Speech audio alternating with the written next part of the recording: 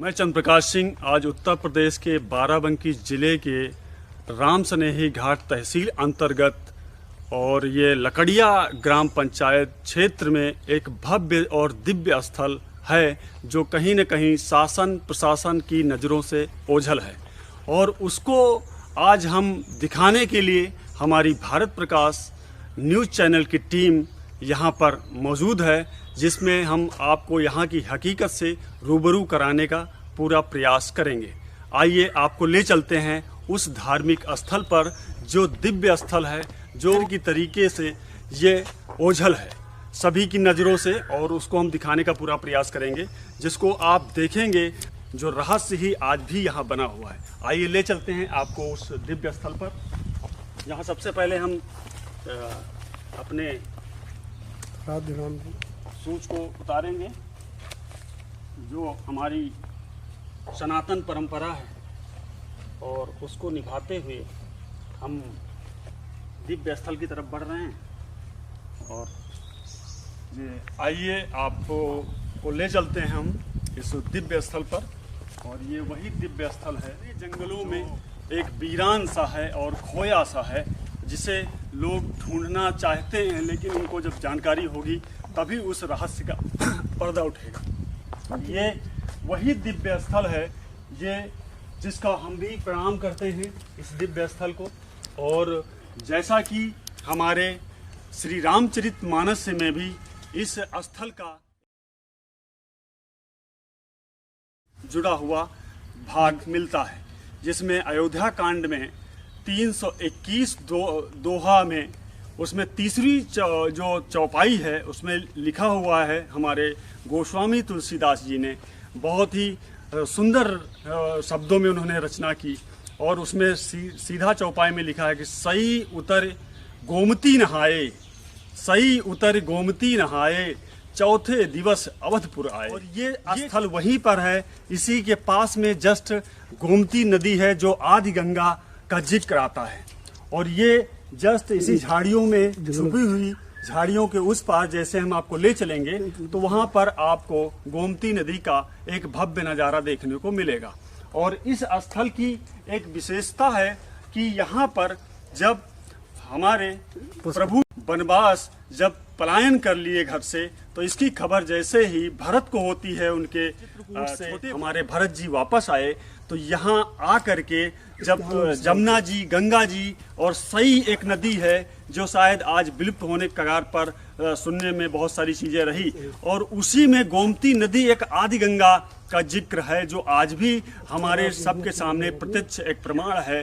जो तो ये उसी के तट पर यहाँ पर जस्ट राजघाट एक फेमस पुल है, और उसी से एकदम सटा हुआ ये दिव्य भव्य स्थल राजा रामन, श्री राजा रामन स्थल है। और इस स्थल पर हमारे प्रभु श्री राम के अनुज भाई भरत यही रात्रि विश्राम किया, और रात्रि विश्राम करने के पश्चात वो यहाँ स्नान भी किया इस गोमती नदी में। इसका भगवान श्री राम चरितमानस में ऑलरेडी सारी चीज़ें उसमें दिखाई गई हैं। तो यही वो दिव्य स्थल है, और ये दिव्य स्थल इस खंडहर में, इस जंगल में पूरी तरीके से विलुप्त और खोया हुआ एक वीरान सा है, जिसको हम आपको दिखाने का पूरा प्रयास कर रहे हैं। ये दिव्य स्थल की इतनी महानता है, यहाँ के स्थानीय लोगों का और यहाँ के बाबाओं का कहना है कि इस दिव्य स्थल पर जो भी मानता लोग करते हैं उनकी मनोकामना पूर्ण होती है। अक्सर यहाँ कथा भागवत लोग हर मंगलवार को कुछ न कुछ कार्यक्रम कराते रहते हैं। ये यहाँ का बहुत ही एक दिव्य स्थल है जो शायद हो गया, और चरण पादुका का जिक्र आता है कि यहाँ चरण पादुका का एक निशान है जो स्थित यहाँ पे स्थापित है, उसी की यहाँ पूजा करते हैं लोग, और यहाँ बड़ी श्रद्धा भाव के साथ लोग आते हैं। और उन लोगों का, अधिकांश लोगों का, इस क्षेत्रीय लोगों का इतनी श्रद्धा जुड़ी है, भक्ति जुड़ी हुई है, जो ये सिर्फ यही सिमट के रह जाती है। और दूर दराज के जो प्रदेश, देश, दुनिया के लोगों को इससे अनभिज्ञ है। हमारे साथ कैमरामैन जो पूरी एक एक्शन मोड में भूमिका निभाते हुए हमारे साथ पूरी कवरेज को कवर करते हुए। तो अभय जी, मैं आपको आगे ले चलता हूँ उस गोमती तट की तरफ, जहाँ पर हमारे भरत जी, प्रभु भरत जी यही स्नान किए थे, और ये स्नान यहीं और रात्रि विश्राम भी यहीं वो यही किए। जस्ट यहीं से 200 मीटर की दूरी पर ये दिव्य हमारी आदि गंगा यहाँ पर स्थित है। और इस उन्होंने स्नान किया, और ये झाड़ियाँ भी हैं, धूप भी कड़ाके की है, और यहाँ का नज़ारा आप देख सकते हैं किस तरीके से वीरानों में ये भव्य और दिव्य छोर है पूरा। और ये बहुत बड़ी फील्ड दिखाई पड़ती है, और पूरी तरीके से एकदम खुला मैदान है, और इस मैदान के आगे घास जंगल भी है काफ़ी, और ये नदी है जस्ट बगल में ही, और ये 200 मीटर की दूरी पर ये नदी है। पूरा ये नदी राजघाट होते हुए ये सीधा हमारे आगे की तरफ ये निकलती है, जिसका दायरा इस पूरा छोर नदी के दायरे में आता है। तो चांदूपुर गांव में दूसरी जानकारी ले रहे हैं, और ये इकबाल जी हैं, शुभ नाम आपका? राम इकबाल सिंह, जिनसे जानकारी लेते हैं कि आखिर इस मंदिर का पूरा रहस्य क्या है। तो थोड़ा सा इसके बारे में सुने का मेरी जानकारी में जो है पूर्वजों द्वारा कि यहाँ पर जो है सन 75 तो मेरे आगे की बात है जो बता दिए हैं मास्टर ने, ये सही बात बताया है कि सन 75 में तक बंदी हुई तो ऐसा ऐसा हुआ, तो ये बात सही है। फिर हमने सुना कि लकड़िया के एक लम्बरदार थे, वो आए थे मंदिर बनवाने के लिए, तो बाबा ने कहा कि जो है मंदिर में नहीं, उनकी झाड़ी में रहेंगे। ठीक है, इसी तरह कई आदमी आए हैं, 1-2 कमरे वमरे बनवा दिए, तो हम लोग चाहते हैं कुछ इसका उत्थान हो जाए।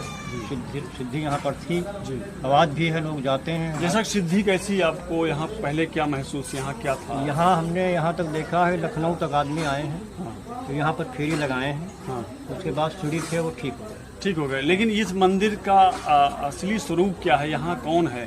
भरत जी का निशानी है? चीज़ और है इसमें, मतलब लिखा था, उन्होंने बताया, और आज भी लिखा है कटे फटे में कि सही उतर गोमती नहाए, चौथे दिवस अवधपुर आए। तो यहाँ खड़ाओं की पूजा होती है जी, और दक्षिण दिशा में जो है गोमती नदी है। जो स्नान करने का उसमें जिक्र किया, रात्रि विश्राम किया, तो कहने का मतलब उनके खड़ाऊ यहाँ पर स्थापित है, इसी स्वरूप में यहाँ पूजा की जाती है। तो नगर वासियों की जो भी मनोकामना रहती है वो पूरी होती है। बाहर की नगर वासी जी हाँ, मतलब स्थानीय लोगों में अधिकतर इसका जो विश्वास बना हुआ है, वो यहाँ की शक्तियों को देख करके जो है विश्वास पूरी तरीके से बना।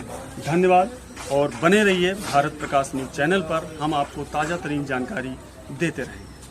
भारत प्रकाश न्यूज चैनल टीम पहुंची है दांदूपुर गांव, जहां पर वरिष्ठ जनों से भी ये जानकारी ले रही है श्री राजा रामन धाम के बारे में। तो हम पहुंचे हैं, ये दादा शुभ नाम जैसा आपका? रमेश सिंह हैं, जो वरिष्ठ हैं और अनुभवी भी हैं, और इस गांव में जाने माने हैं, और इनके द्वारा वहां पर जो है मेला और कई जो है भव्य कार्यक्रम भी लगातार कराए जा रहे हैं, और उसमें योगदान भी उस मंदिर के प्रति इनका रहता है, और उससे जुड़े हुए हैं। तो जैसा कि इस मंदिर ये कब से है, इसके बारे में थोड़ा सा। ये अंग्रेजों के आने से पहले अच्छा, मुगलों के शासनकाल का स्थान है। अच्छा, मुगल के शासनकालीन बाबा जो थे बहुत बड़े दानी थे जी, काफी मात्रा में गोपालन कर रहे थे जी, और गायों का दूध, गाय बछड़ा कभी भी इन्होंने बिक्री नहीं की जी, सेवा की, ऐसे दान देते थे। अच्छा, पूरा इलाका जी बहुत ज्यादा इनको मानता था जी, और इलाका भी इनको मानता था जी। और बाद में जब ये जो सड़क बनी हुई है जी, इनके जमाने में ये सड़क भी नहीं थी जी जी, यानी ब्रिटिश का तब वही हर आदमी पैदल आवत जाता है या घोड़ा के साधन में है जी जी जी, और मुगलों की सेना के एरिया में टिकी हुई थी जी। देखिए आपके प्रत्यक्ष कैमरा के सामने है, और ये यहाँ लोगों की जो मान्यता अगर पूर्ण होती है तो कुछ न कुछ एक नया कार्य करते हैं। तो ये मंदिर भी स्थापित कराया गया माँ शेरावाली का, और माता जी का मंदिर स्थापित कराया, वो भी स्वर्गीय पंच बकस सिंह, स्वर्गीय कन्हैया बकस सिंह का जो यहाँ पत्थर लगा हुआ है, इस पत्थर से ये साबित होता है उन्होंने माता जी की स्थापना की, जो एक दिव्य स्थल की एक कड़ी का हिस्सा ये मंदिर भी है। और ये मंदिर भी ये साबित करता है कि जो श्रद्धा भक्ति स्थानीय लोगों में है। श्री राजा रामन स्थल में जो यहाँ के पुजारी साउथ इंडियन, लगभग साउथ इंडियन रहे, जो दक्षिण भारत कर्नाटक से, वो यहाँ पर लगातार 30 वर्षों तक सेवा की, इस मंदिर परिसर की, और इस वीरान जंगल में अकेले पड़े रहे और यहाँ सेवा देते रहे और लगभग 30 वर्षों तक सेवा। अभय, भारत प्रकाश न्यूज़ चैनल टीम कैमरामैन अभय के साथ पहुंची है राजघाट पर, जो राजा रामन धाम से लगभग आपके सामने दृश्य है, जो जंगल दिख रहा है, लगभग 500 मीटर की दूरी पर है श्री राजा रामन धाम, जहां पर अभी आपको उससे रूबरू कराए हैं। और वहीं पर ये गोमती नदी का तट, जो जिक्र रामायण में भी आता है, जहां पर भरत जी स्नान किए थे, ये वही तट है, वही क्षेत्र है जो इस पुल पे शाम होते ही भीड़ और घूमने वालों की संख्या बढ़ने लगती है।